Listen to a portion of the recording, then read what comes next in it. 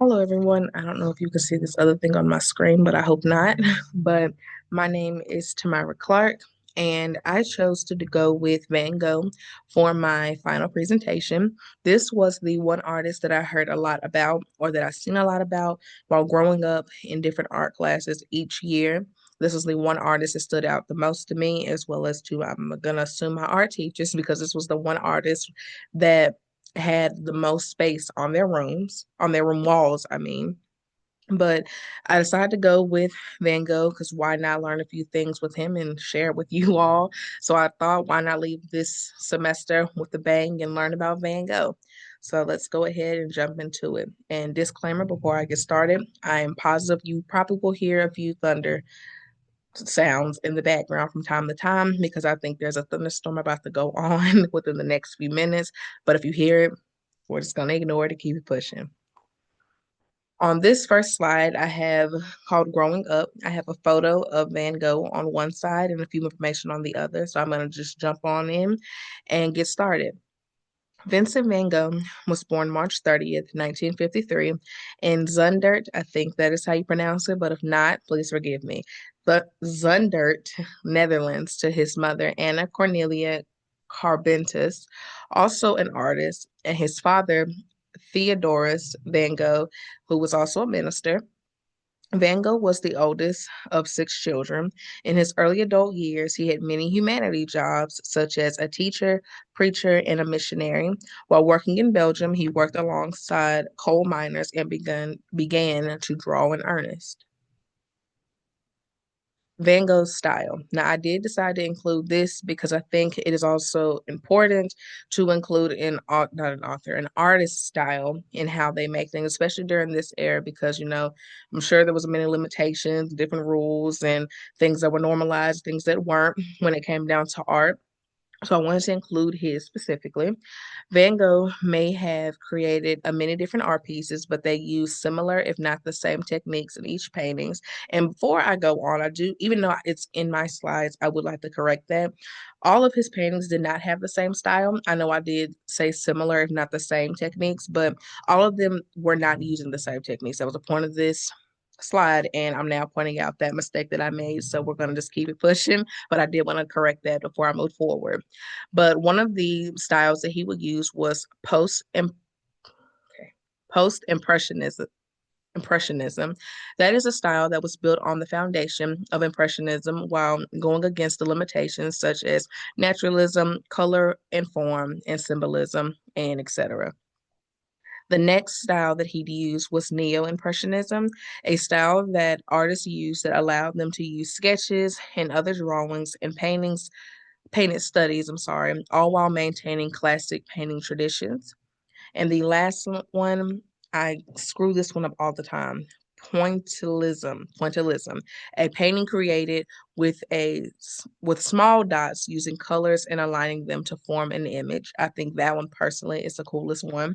I know that is something that I probably would never do, but I think they're really, really neat when you find a really nice one. Or even if it's not that detailed, I think they're really nice that you can just take all these dots and make one big image and it come out pretty. But moving on. It has been noticed that Van Gogh's original painting style consisted of dark, earthy tones up until he moved to Paris. While experiencing Impressionism in Paris, this caused him to broaden his color palette using more colorful and vibrant colors. Outside of painting, on this side here, you do see this photo of him, and I will get into why this photo exists and what was going on with it. But again, outside of painting, Van Gogh may have been a very talented soul, but unfortunately, he suffered an undiagnosed mental illness. In 1888, there was an altercation between Gogh and one of his friends, which led to a mental breakdown. Following this breakdown, he cut off a piece of his left ear and gave it to a woman in a brothel. Outside of this, he had been in and out of mental institutions because of these breakdowns that he'd have, which shows signs of severe depression. Lastly, in 1890, Van Gogh took his own life with a shot to the chest using a revolver. I do want to put this out there because I don't want people to think that, oh, you're just highlighting the negative here.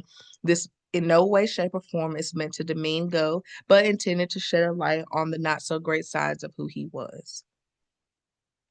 After death, while Van Gogh was never successfully was never successfully, I screwed that up. He was never successfully known in many of his careers during his lifetime, but the unfortunate news is that he became well known and a famous artist after his passing. I know that happens a lot, but that sucks. During his lifetime, he sold one painting for a small price, but following his suicide, his artworks gained some popularity. His works did not get attention without any support, of course. So his sister-in-law, Joanna Van Gogh Bonger, made it her duty to showcase his legacy by promoting his art pieces and even going as far as publishing Van Gogh's letters. On these next three slides, I'm going to show um, a brief demonstration of his famous art pieces. The first one that I did want to include was the Red Vineyard. This is the painting that I did say on the last slide that he sold during his lifetime for a very cheap price. So this is it here. Personally, I've never seen it, so I thought, why not include this in this slideshow? The next one is the photo of the sunflowers. This might be another popular one that I've seen within the last few years, so I did want to include that one. The next one on page 2 is the bedroom. On the other side, there is a self-portrait. And fun fact about that, he made self-portraits because he did not have any models to use for his art pieces. So he just made many self-portraits of himself, which I think, hey, why not if that's what you have to use? So he made many self-portraits, and that is one in particular. And lastly, the most famous painting that everyone knows him for is the Starry Night painting. This is one that this was the first painting that I ever seen of Van Gogh's. This was in my elementary school art class. She never took it down. That was there from the day I got there to the day I left. This is what drew me into Van Gogh's paintings. So I did want to include this last on the presentation.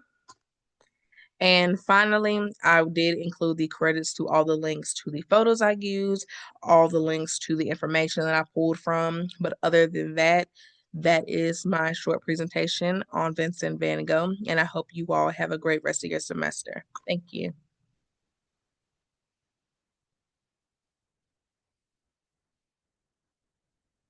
Well, am I still recording this or is it paused?